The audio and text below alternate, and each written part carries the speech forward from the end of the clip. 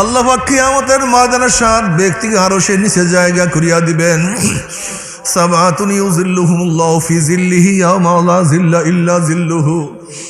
আল ইমামুল আদিল শাবুন নাশা ফি ইবাদাতিল্লাহ। ও যুবক বাবারা, আমাদের অনেকের যৌবন চলিয়া যাইতে আছে। যারা বুড়া হয়ে গেছি, সারাদিন সেজদায় পড়লো, আর যৌবন ফিরিয়ে আসবে না। কিন্তু তোমরা এখনো যুবক, তোমরা এখনো এখন সেজদা না দিলে কবে সেজদা দিবা? এখন মাওলার ইবাদত না করলে কবে মাওলার ইবাদত করবা? এখন দাড়ি না রাখলে কবে দাড়ি রাখবা রে বাবা? সময় চলিয়া যাইতে আছে, খবরদার। মাওলাকে রাজি খুশি না করিয়া কেউ মাওলার কবরে যাইও না। যখনই আজান হয়ে যায়, দোকানদার যে আল্লাহওয়ালা, তার কলিজার মধ্যে আগুন লাগিয়া যায়। আমার মাওলায় ডাক দিছে, আমার মাওলার সামনে দাঁড়াইতে হবে, আমাকে রুকু করতে হবে, সেজদা করতে হবে, আমার মাওলাকে সুবহান রাব্বিয়াল আলা বলিয়া ডাক মারতে হবে। আর যে দুনিয়াদার, একই দোকানদার, কিন্তু একই দোকানদার, দুইজনে একই পাশে ঘুমাইতে আসো। যে আল্লাহওয়ালা ফজরের নামাজের আজানের সময় মাথার মধ্যে কেমন করে ডাক মারছে, আমার মাওলায় ডাক মারছে, আমাকে উঠতে হবে, গোসল ফরজ, আমাকে গোসল করতে হবে, উজু করতে হবে।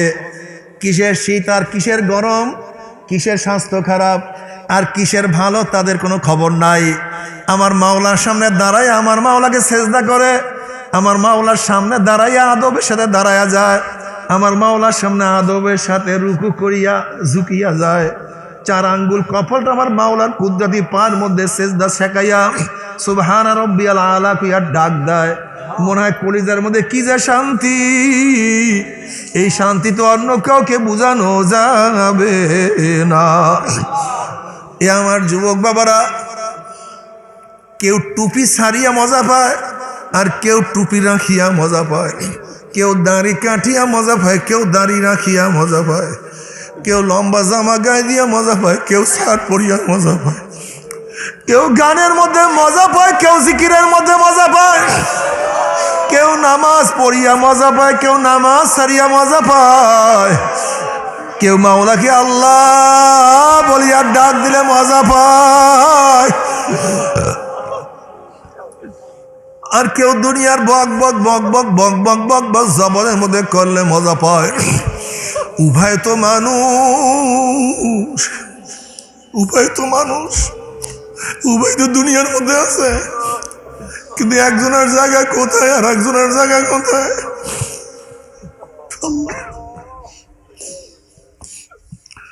এ আমার যুবক বাবারা, আল্লাহ পাক কিয়ামতের ময়দানে 7 ব্যক্তিকে আরশের নিচে জায়গা করিয়া দিবেন। সাবাতুন ইউযিল্লুহুমুল্লাহু ফি যিল্লিহি ইয়াওমা লা যিল্লা ইল্লা যিল্লুহু।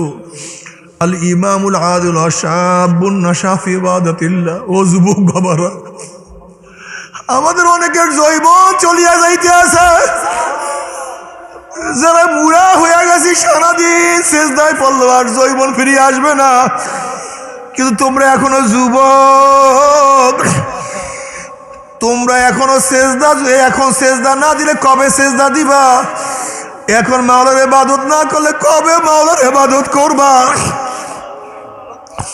এখন দাড়ি না রাখলে কবে দাড়ি রাখবা রে বাবা? সময় চলিয়া যাইতে আছে, খবরদার। মাওলাকে রাজি খুশি না করিয়া কেউ মাওলার কবরে যাইও না। বাবারে, বাড়ির মালিকের সাথে যদি পরিচয় থাকে, বাড়ির মালিকের সাথে পরিচয় থাকলে রাত্র যত রাত্রি ঢোকা না কোনো টেনশন নাই।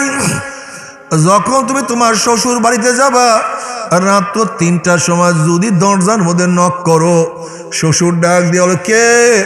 অমনি তুমি বলবা আব্বা আমি আপনার জামাই আসছি। অমনি শ্বশুর লাভ দিয়ে উঠিয়া বলবে জামাই আসছে, কোন বিপদে পড়ছে, এত রাত্রে জামাই কেন আসছে?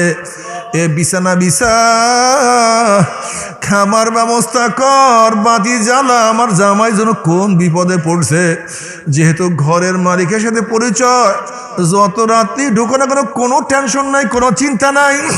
কিন্তু ঘরের মালিকের সাথে পরিচয় না করিয়া যদি রাত্রে ঢুকো, অমনি চোর চোর করিয়া বলিয়া পিটান শুরু করবে, তোমাকে অপমান করবে, অপদস্থ করবে, তোমাকে বান্দিয়া ফালাইবে। ঠিক কবরের মালিকের সাথে পরিচয় করিয়া যদি কবরে যাও, কোনো টেনশন নাই। কবরের মালিকের সাথে পরিচয় করে কবরে যাইতে পারো, আল্লাহ পাক বলবে, হে ফেরেশতারা, আমার বন্ধু আসছে, আমার ওলি আসছে, আফসুল ফরাশ মিনাল জান্নাহ ওয়াল বিসু মিনাল জান্নাহ, আমার বন্ধুর গায়ের মধ্যে জান্নাতের পোশাক লাগাইয়া দেন, জান্নাতের বিছানা বিছাইয়া দে, জান্নাতের নাজ নিয়ামত তাদের গোটা কবরটাকে ভরিয়া দে। আল্লাহ তুমি কবুল করিয়া নাও। কিন্তু কবরের মালিকের সাথে পরিচয় না করিয়া যদি কবরে যাও, আল্লাহ পাক ডাক দিয়ে বলে, হে ফেরেশতারা, আমার দুশ্মন আসছে, এ কবরের মাটি চাপ দে।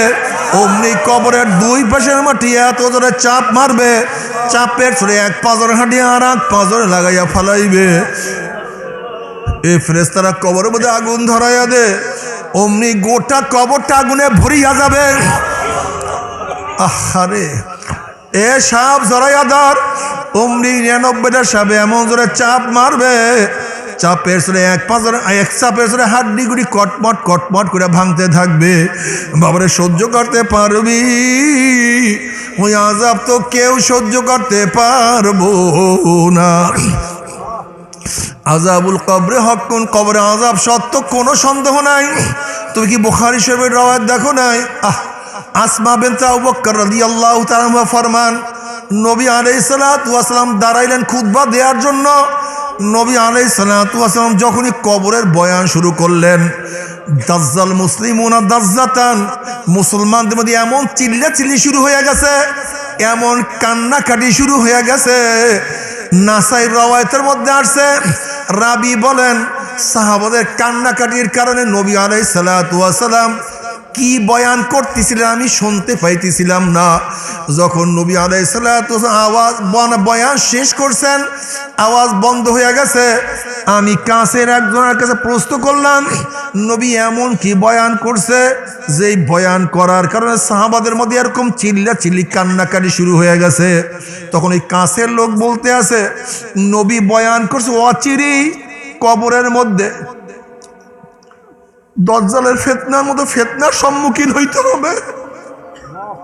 অচিরেই কবরের মধ্যে দজ্জালের ফিতনার মতো ফিতনার সম্মুখীন হইতে হবে। শুধু এই বয়ান শোনার সাথে সাথে সাহাবাদের মধ্যে এমন চিল্লাচিল্লি কান্নাকাটি। বাবারে,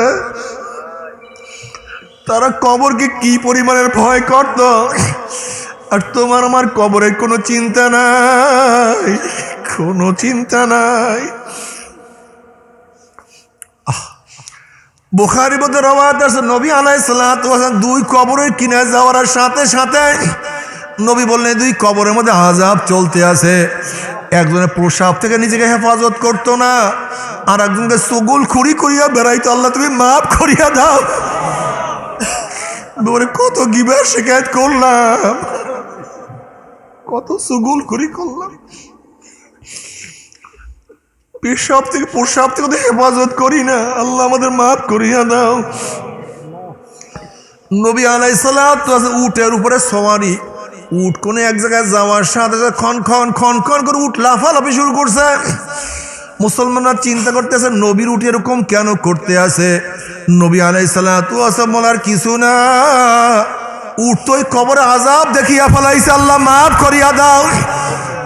এ মুসলমান বাবারা, যাদের মধ্যে ঈমান আছে, যারা আমার নবীকে বিশ্বাস করো, যারা আমার নবীকে বিশ্বাস করো না, তাদের কাছে কোনো বয়ান নাই, তাদের কাছে আমার কোনো নসিহত নাই।